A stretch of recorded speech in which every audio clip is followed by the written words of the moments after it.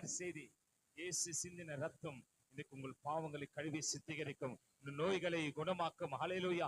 எப்படிப்பட்ட வியாதியா இருந்தாலும் சரி, இன்றைக்கு கர்த்தர் சுகத்தை தரப்போறார். I am going to pray for the sickness people.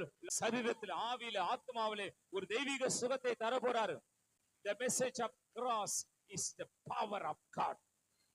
It's a mystery. மற்றவர்களுக்கு it's a revelation.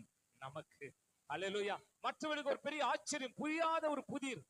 ஆனா எனக்கு புரியாத புதிர் அல்ல. அவர் சிந்தின ரத்தம் என் பாவங்களை கழுவி சுத்திகரித்தது, என் சாபங்களை மாற்றினது, என் நோய்களை குணமாக்கினது, என் தரித்திரத்தை மாற்றினது, என் மரண படுக்கையை மாற்றி ஜீவனை தந்தது. Yes, I am preaching about life. அவருடைய ஜீவனை பேசுகிறேன், ஜீவனை பேசுகிறேன்.